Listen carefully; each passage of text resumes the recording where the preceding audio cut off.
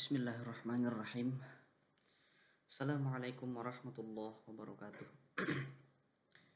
Alhamdulillah hamdan katsiran thayyiban mubarakan fihi kama yuhibbu rabbuna wa yarda.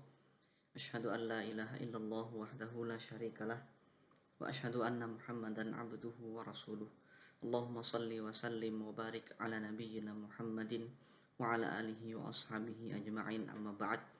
Pemirsa yang dirahmati Allah, alhamdulillah kita kembali diberikan Allah kesempatan untuk melanjutkan kajian kita dalam pembahasan hadis-hadis yang berbicara tentang kemuliaan para sahabat Nabi Sallallahu Alaihi Wasallam yang diriwayatkan oleh Al-Imam Al-Bukhari di dalam kitab sahihnya. Pada kesempatan kali ini insyaallah kita sampai kepada pembahasan tentang kemuliaan dari anak beliau, yaitu Fatimah bintu Fatimah alaihassalam bintun Nabi sallallahu alaihi wasallam. Dalam bab yang ke-24 Al-Imam 29 afwan. Dalam bab yang ke-29 Al-Imam Al-Bukhari meriwayatkan hadis yang sama yang sudah beliau riwayatkan dan sudah beliau sebutkan pada bab yang sebelumnya, yaitu bab ke-12. Bab yang menyebutkan tentang kemuliaan kerabat beliau sallallahu alaihi wasallam. Hadis yang sama yang beliau sebutkan di sana adalah hadis dari Al-Miswar Ibnu Makhramah radhiyallahu anhu, bahwasanya Nabi sallallahu alaihi wasallam bersabda, "Fatimatu bad'atun minni, faman aghdabaha aghdabani." Fatimatu bad'atun, bisa disebut bad'ah, bisa disebut bud'ah, bisa disebut bid'ah. Ketiganya boleh. Hadis ini diriwayatkan untuk berbicara tentang kemuliaan Fatimah dan bagaimana cinta beliau sallallahu alaihi wasallam kepada anak gadisnya ini. Bahwasanya dalam hadis ini beliau menyatakan bahwasanya Fatimah radhiyallahu anha adalah bagian dariku. Barang siapa yang membuat dia marah, maka sama saja membuat aku marah, kata Nabi SAW. Barang siapa yang membuat dia tersinggung, maka hal itu juga membuat aku tersinggung. Ini yang membuktikan cinta beliau kepada anak gadisnya. Sudah lumrah seorang ayah yang mencintai anak gadisnya, bahwasanya tidak mungkin seorang ayah tega melihat anak gadisnya marah. Tidak mungkin seorang ayah akan berdiam diri ketika melihat anak gadisnya tersinggung, atau ada seseorang yang membuat dia tersinggung kemudian ayahnya akan tinggal diam. Ini tidak mungkin, dan ini jugalah yang dirasakan oleh Nabi Shallallahu Alaihi Wasallam ketika Fatimah. Hadis ini sebenarnya hadis yang panjang, yang berbicara tentang sebuah kisah di mana Ali ibn Abi Thalib suatu ketika hendak melamar anaknya Abu Jahal. Lalu kemudian Fatimah tidak rela untuk dimadu. Fatimah tidak mau Ali melamar perempuan lain selagi Fatimah masih hidup. Maka kemudian Fatimah melaporkan hal ini kepada Nabi Shallallahu Alaihi Wasallam, dan kemudian Nabi Shallallahu Alaihi Wasallam menjelaskan atau menyampaikan hadis ini, bahwasanya siapapun yang membuat Fatimah tersinggung, siapapun yang membuat Fatimah marah, maka dia telah membuat aku marah juga. Allahu a'lam bishawab. Hadis yang lain yang diriwayatkan oleh Al-Imam Al-Bukhari masih di dalam bab yang berbicara tentang kemuliaan Fatimah Az-Zahra radhiyallahu anha bintun Nabi sallallahu alaihi wasallam, yaitu hadis yang diriwayatkan oleh Ibunda Aisyah radhiyallahu anha. Qalat da'a an-nabiyyu sallallahu alaihi wasallam Fatimata ibnatahu fi syakwahu allazi qubida fiha. Fasarraha bi syai'in fabakat, thumma da'aha fasarraha fadhahikat. Qalat fas'altuha an dzalika faqalat sarrani an-nabiyyu sallallahu alaihi wasallam fa akhbarani annahu yuqbadu fi waj'ihi allazi tuwfiya fihi fa bakaitu.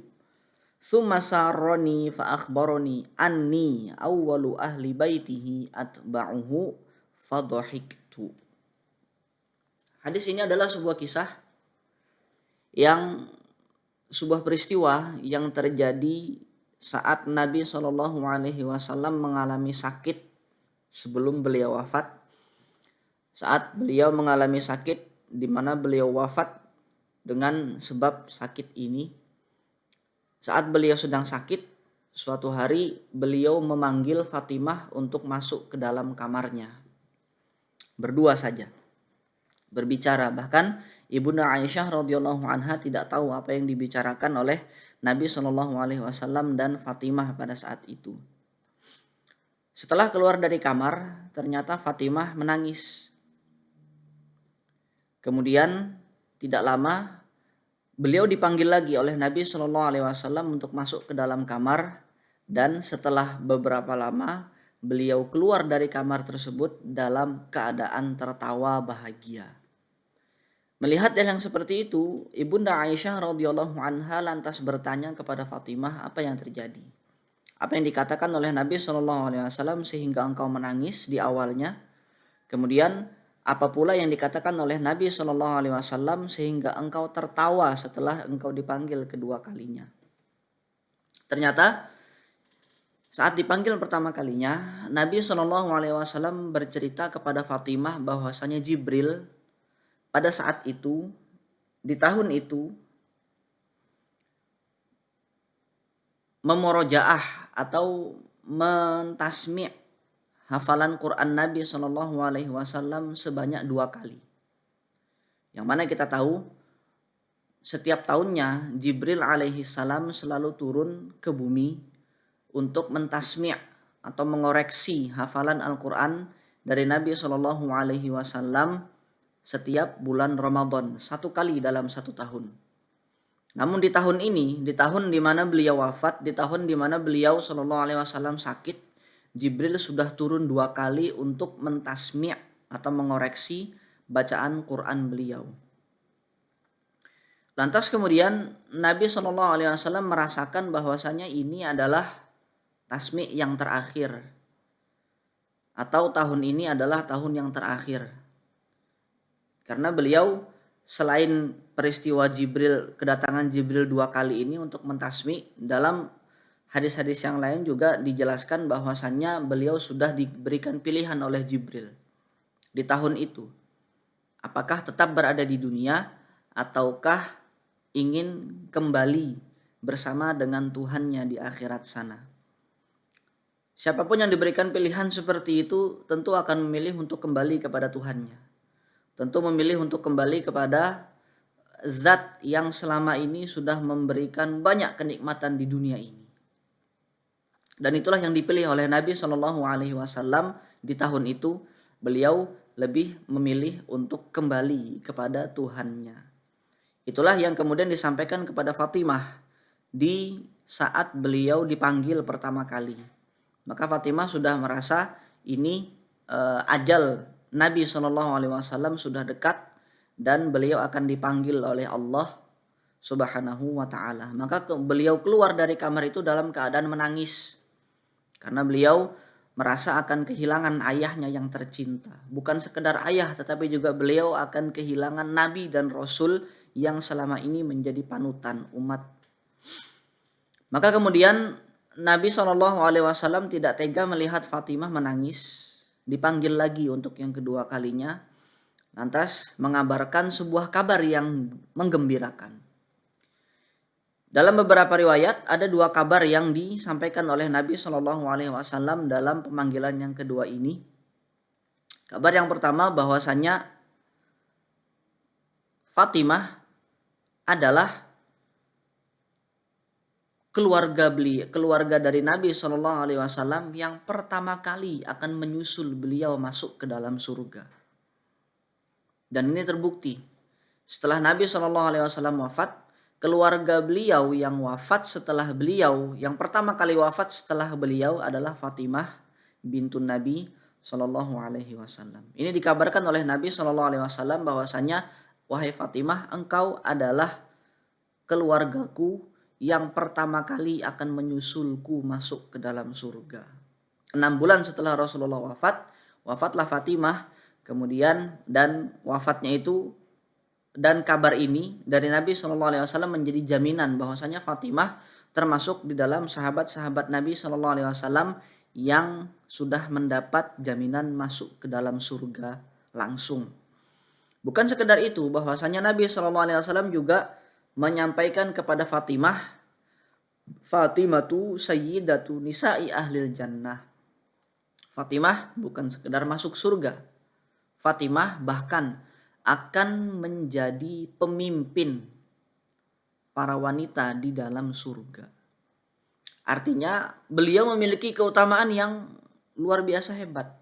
Bukan sekedar mendapatkan jaminan langsung masuk surga, tetapi setelah berada di dalam surga, beliau menjadi pemimpin atau pimpinannya wanita-wanita yang lain yang berada di dalam surga. Itulah kemuliaan seorang Fatimah bintun Nabi Sallallahu Alaihi Wasallam. Merupakan sebuah kemuliaan yang tidak dimiliki oleh siapapun yang hidup setelah generasi para sahabat.